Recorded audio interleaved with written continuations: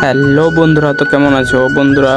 আজকে লোড হচ্ছে মিরিক আর রুই, এটা অন্য পুকুরে ট্রান্সফার করা হবে, সেই জন্য নিয়ে আসছে মাছ।